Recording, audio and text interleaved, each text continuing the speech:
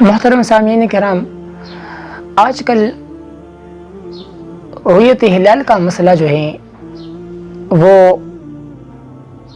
بہت زیادہ بڑھ گیا ہے، جس کی وجہ سے سرحد کے علماء کرام پر اور خصوصاً پوپلزے صاحب کو جو ہے نشان تنقید بنایا جا رہا ہے۔ اس حوالے سے ہم دو چند باتیں کریں گے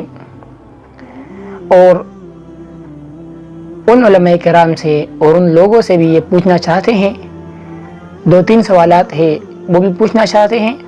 وہ جواب دے کر ہمیں مستفید فرمائیں۔ سب سے پہلی بات تو یہ ہے کہ ہفتے کے دن جب میں نے خود چاند دیکھا، میرے پاس تقریباً 9 یا 8 لڑکے بھی تھے اور ایک مفتی صاحب بھی تھا جن کا نام مفتی محمد فاضل صاحب ہیں، وہ بھی تھے۔ تو ہم نے خود اپنی آنکھوں سے 4:15 پر چاند کو طلوع کرتے دیکھا ہفتے کے دن۔ پھر اتوار کے دن ہم نے ہفتے کے دن ہم نے اپنے استاد سے بھی کہا کہ آج ہم نے چاند کو 4:15 پر دیکھا ہے، تو انہوں نے کہا کہ اگر کل صبح 45 پر آپ کو نظر آئے تو پھر عید جو ہے وہ بدھ کے دن ہوگا، اور اگر چاند اتوار کے دن سورج کے ساتھ ساتھ چلا گیا مغرب کی طرف تو پھر عید جو ہے وہ پیر کے دن اور منگل کے دن ہوگا۔ تو جب ہم پھر دوبارہ اتوار کے دن اوپر گئے اور ہم نے دیکھا تو چاند نظر نہیں آیا، کیونکہ وہ چاند جو ہے وہ سورج کے ساتھ ساتھ ہو کر مغرب کی طرف چلا گیا اور کسی نے بھی نہیں دیکھا اور کوئی دیکھ بھی نہیں سکتا۔ پھر پیر کے دن چاند جو ہے وہ سورج سے پیچھے رہ گیا، تو جب سورج سے پیچھے رہ گیا تو منگل کے دن لوگوں نے چاند کو دیکھا۔ پھر اس کے بعد مسجد قاسم علی خان چلے گئے، وہاں پر پوپلزے صاحب نے ان سے گواہی دی۔ واقعہ اس طرح ہے۔ پھر جب منگل کا دن ہوا تو جب ہم نے چاند کو دیکھا تو وہ 2 دن کا تھا، چاند 2 دن کا تھا۔ پھر وہ تو بچے کو بھی نظر آتا تھا اور لوگوں نے جو ہے ان کی تصاویر سوشل میڈیا پر بھی وائرل کر لی، تو اس وجہ سے ہمارا عید ٹھیک ہو گیا۔ اب وہ لوگ جو ہمیں تنقید کا نشانہ بنایا جا رہا ہے، پوپلزے صاحب کو تنقید کا نشانہ بنا رہے ہیں، تو وہ غلط پر ہیں۔ وہ غلط اس لیے ہے کہ دوسرے دن پر جب منگل کے دن ہم نے چاند کو دیکھا تو وہ 2 دن کا تھا، اس کے باوجود بھی یہ لوگ کہتے ہیں کہ آپ نے چاند جن لوگوں نے گواہی دی ہے وہ چاند کو نہیں دیکھ سکتے۔ کیوں نہیں دیکھ سکتے؟ انہوں نے دیکھ کر ہی گواہی دی ہے، اس لیے پوپلزے صاحب نے عید کا اعلان کر دیا۔ پہلی بات۔ دوسری بات یہ ہے، وہ لوگ کہتے ہیں کہ انہوں نے حکومت کی خلاف ورزی کی ہے۔ نہیں، یہ حکومت کی خلاف ورزی نہیں ہے، کیونکہ حکومت کے ساتھ اور جو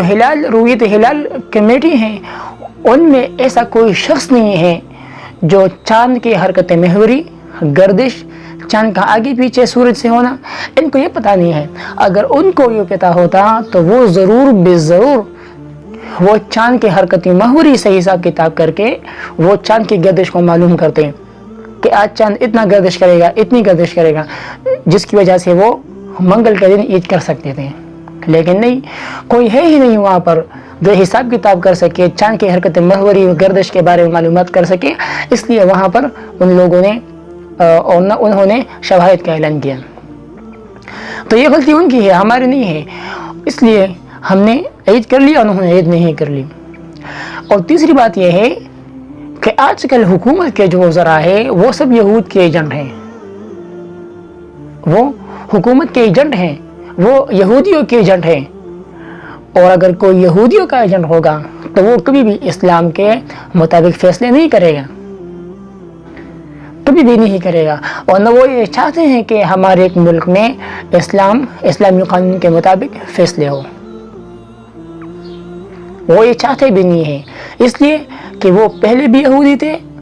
آج بھی یہودی ہے اور آئندہ سے بھی یہودی رہیں گے، لیکن اسلام میں آئندہ کے لیے یہودیوں کی کوئی چال نہیں چلے گی، کیونکہ آج کل ہمارا قائد محترم فضل الرحمان صاحب جو ہے وہ میدان میں آ چکے ہیں، وہ اور مسئلہ ہے، لیکن ہمارا مسئلہ یہ ہے کہ ہم نے حکومت کی کوئی خلاف ورزی نہیں کی ہے، بلکہ ہم نے حکومت کو آئندہ کے لیے یہ خبر رکھی ہے کہ اب آئندہ کے لیے خیال کریں، اب آئندہ کے لیے کوئی ایسا شخص کرسی پر بیٹھائے، رویت ہلال کمیٹی کا چیئرمین بنائے، جس کی وجہ سے امت مسلمہ جو ہے وہ افراط تفریق میں نہ پڑ جائیں۔ اس سال جو ہے ہم نے عید منایا منگل کے دن، کراچی والوں نے بدھ کے دن بنایا، کیوں بنایا؟ ہم نے تو شواہد جمع کیے تھے، انہوں نے شواہد جمع نہیں کیے تھے، غلطی تو ان کی تھی، ہماری نہیں تھی۔ تو اس لیے یہ بات کہ حکومت کی خلاف ورزی کی ہے، یہ سراسر غلط ہے۔ حکومت کو چاہیے تھا کہ پوپل صاحب سے رابطے میں رہتے ہیں کہ آپ کے لوگوں نے چھان دیکھا ہے، شواہد آپ کے پاس آئے ہیں، پوپل صاحب کہتے ہیں کہ ہاں آئے ہیں، چاہیے تو یہ تھا کہ حکومت بھی اعلان کرتا، حکومت نے اعلان نہیں کیا، کیونکہ وہ چاہتے ہیں یہودی جنگ ہے، چاہتے ہیں علماء۔ مفتی منیب الرحمان کو یہ مفتی منیب الرحمان کے بارے میں نہیں کہہ رہا کہ وہ یہودی جنگ ہے، نہیں، وہ حق پرست عالم ہے، وہ حق پر ہے، لیکن ان سے اوپر جو لوگ ہیں، جو حکومت کے بڑے بڑے وزراء ہیں، وہ یہود کے جنگ ہیں، اور وہ یہ نہیں چاہتے کہ پوپل صاحب اور مفتی منیب الرحمان ایک ہی منصب پر بیٹھ کر وہ اس مسئلے کو حل کرے، وہ نہیں چاہتے۔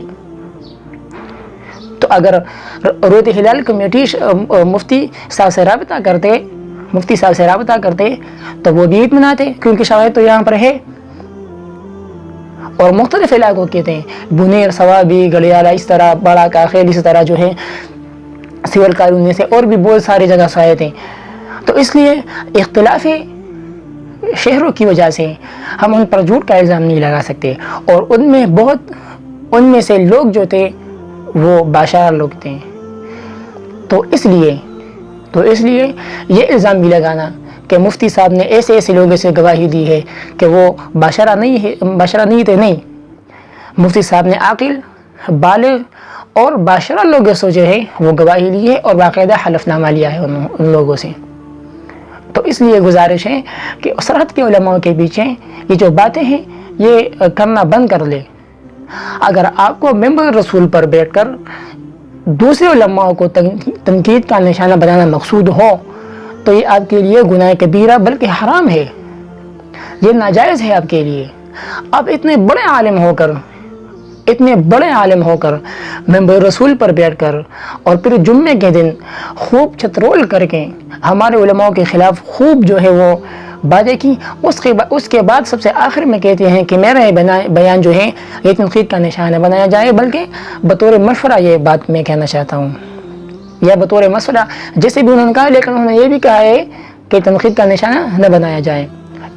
تو پھر آپ نے اتنی بڑی بات جو کہ سرحد کے علماء کے پیچھے کیوں کہہ دی؟ تو اس لیے ہم گزارش کرتے ہیں کہ اگر آپ خواہ علماء کے خلاف زبان استعمال کرنا وہ چاہتے ہو تو آپ جو ہیں وہ بریلوں کے خلاف استعمال کریں، اہل حدیث کے خلاف استعمال کریں، شیعوں کے خلاف استعمال کریں، حق علماء کے خلاف اپنی زبان کو استعمال نہ کریں۔